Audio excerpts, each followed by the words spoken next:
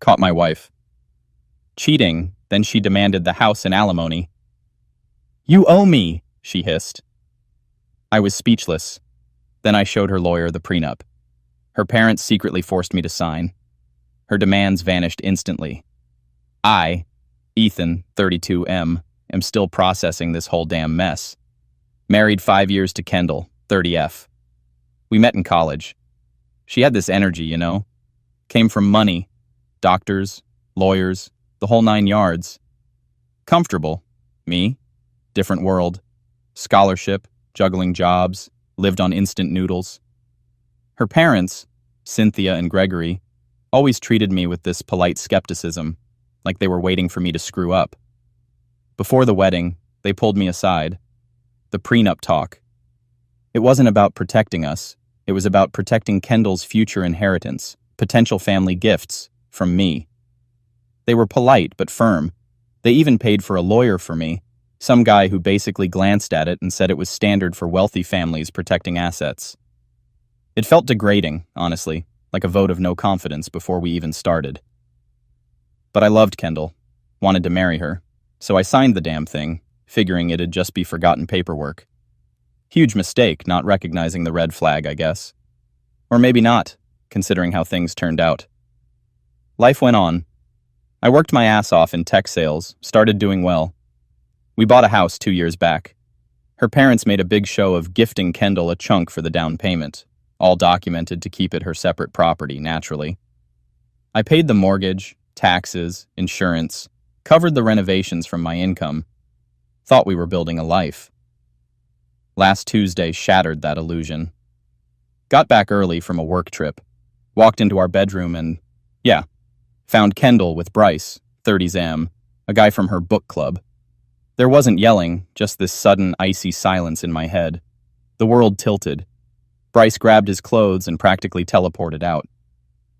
Kendall started crying, clutching the sheets. Kendall, "Ethan, wait. It's a misunderstanding. It's not what it looks like." Me. Voice came out flat, dead. "Really? Because it looks like you're naked in our bed with another man. Get dressed. We need to talk." The talk was painful. Lots of tears. Hers. Initially, some weak attempts at apology. It was a terrible mistake. I don't know what I was thinking. But zero real accountability. I told her, calmly, that it was over. Irrevocably. The trust was obliterated. She stayed at her parents' for 2 days. Then she came back yesterday while I was trying to work from home. My concentration is shot. She sat down at the kitchen island, looking pale but defiant.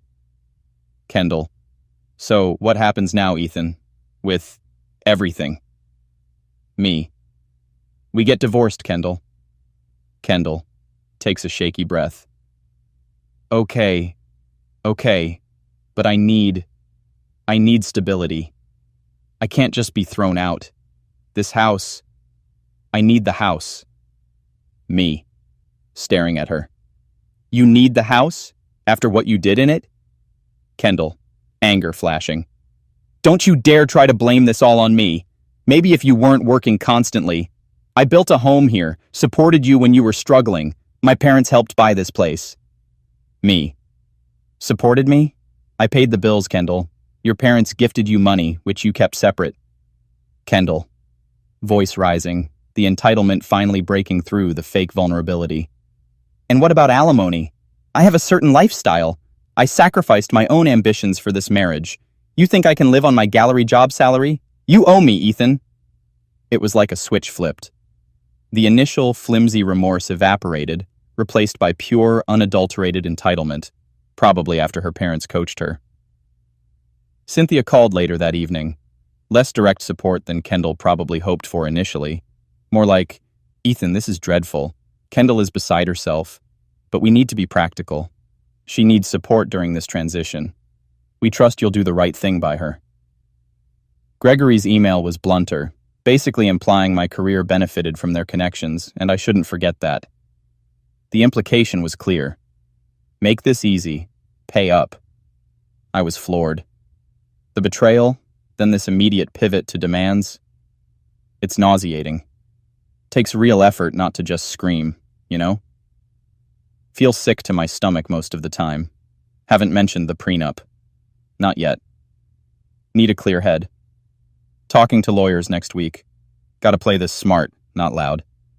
Anyone else dealt with this kind of whiplash from remorse to pure greed? Feels like I married a stranger. SMH. Update. 10 days after initial post. Okay, deep breaths. It's been a rough 10 days. Hired Jessica, a divorce lawyer who seems allergic to bullshit. Perfect. I laid out the whole story, showed her the prenup. Her eyebrows went up. Well, isn't this interesting? She murmured. Kendall's parents insisted on this? Oh, the irony is thick.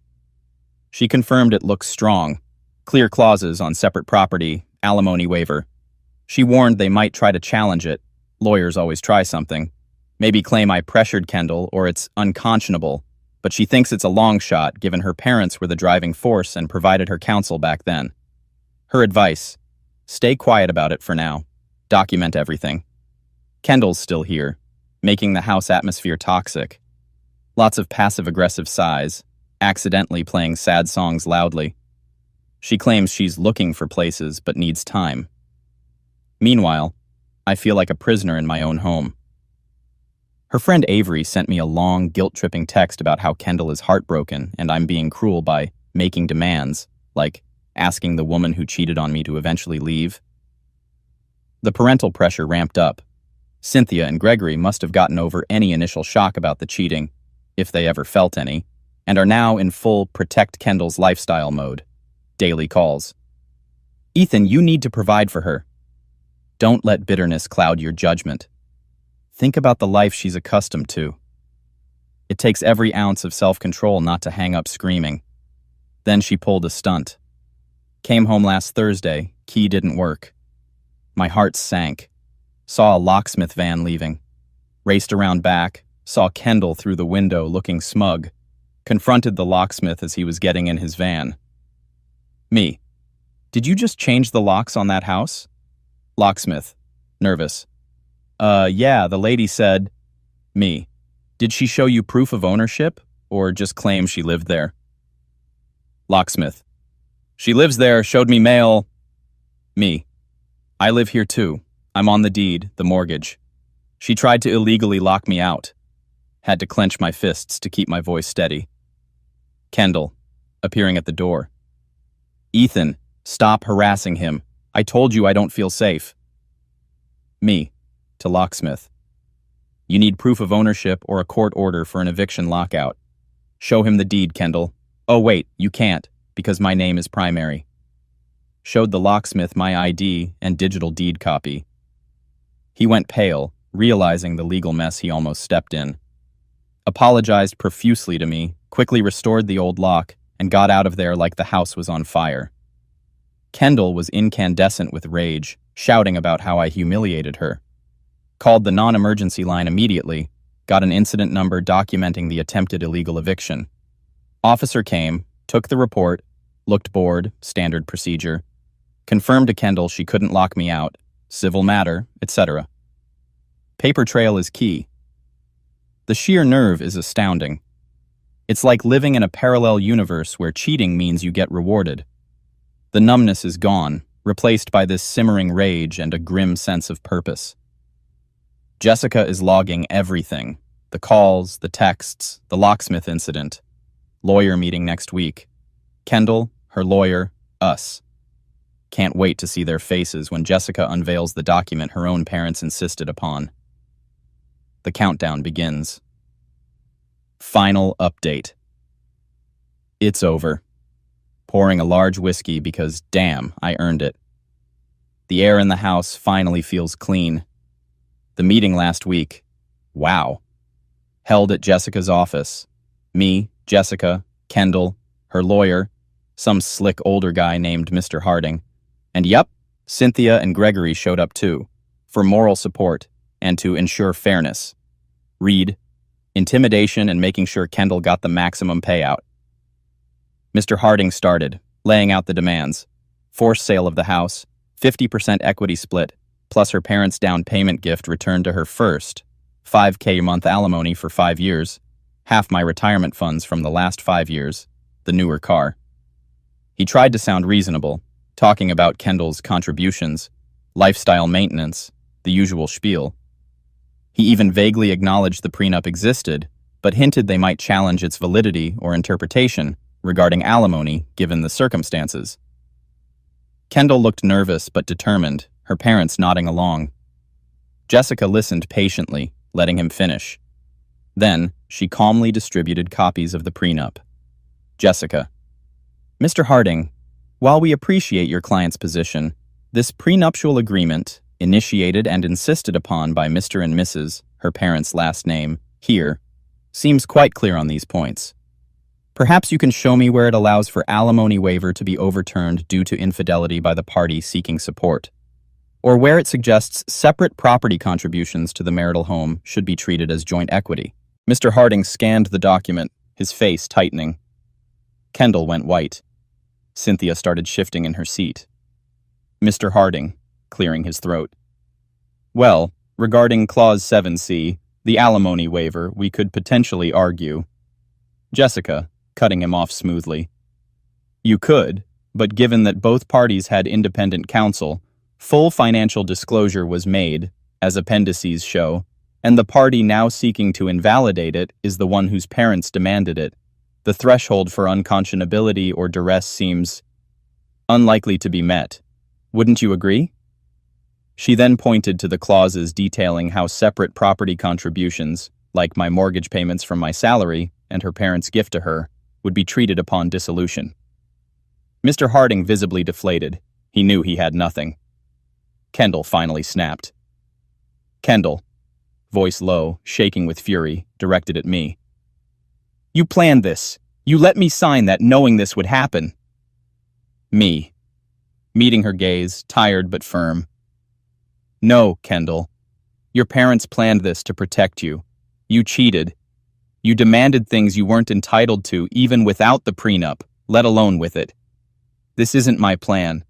This is the consequence laid out in the document you and your parents wanted. Cynthia sputtered. This isn't fair. We need to fight this. Gregory just glared, silent and furious. Mr. Harding looked like he wanted to crawl under the table, likely annoyed at being blindsided by his own client's family history. He mumbled something about needing to confer with his client. The fallout demands vaporized. Mr. Harding called Jessica the next day. All major demands withdrawn. They knew they had no leverage. Move out. Kendall was out in under a week. No fight left in her. Heard she's back in her childhood bedroom at Mommy and Daddy's. The awkwardness must be epic. Locks changed. Done. By a professional who checked my ID and the deed carefully. Peace of mind is priceless. The house. Jessica walked Mr. Harding through the financials and prenup clauses again. My documented mortgage payments, taxes, etc., came from my separate income. Her parents' gift remains her separate property interest, like a lien, but the vast majority of the equity built during the marriage is tied to my contributions, protected as my separate property growth under the prenup's specific terms. Mr. Harding couldn't argue it. I'm keeping the house. Her parents essentially helped me secure my house. Oh, the delicious, unintended irony. Social fallout. The story is out. Cheating is bad enough, but the entitled demands followed by the prenup smackdown? Brutal. Mutual friends are distancing themselves. Avery apparently texted Kendall and "I told you this was messy" message and hasn't been in touch since. Bryce? Vanished like smoke. His loss. Parental fallout. Rumor has it Cynthia and Gregory are deeply embarrassed, not just by Kendall's behavior, but by how their own strategy backfired so spectacularly and publicly. They look controlling and incompetent. Heard things are frosty between them and Kendall. Divorce. Finalized. Proceeding uncontested on the prenup terms. Minimal cost, minimal fuss now. Sold her abandoned junk, sent a small check for her share of the few truly joint items we had. Blocked them all. The quiet in the house is still strange sometimes. There's an ache, a sadness for the future I thought we had. But mostly, Relief and exhaustion. That constant tension, the fight. It took a toll. Starting therapy was a good call. Reconnecting with people who actually care about me. It wasn't about a dramatic revenge. It was about facing reality. Her choices, her entitlement, her parents' interference. It all led here. The prenup they created became the tool of consequence. I just enforced the terms they wrote. Feels like justice, quiet and definitive. Time to heal and build something new.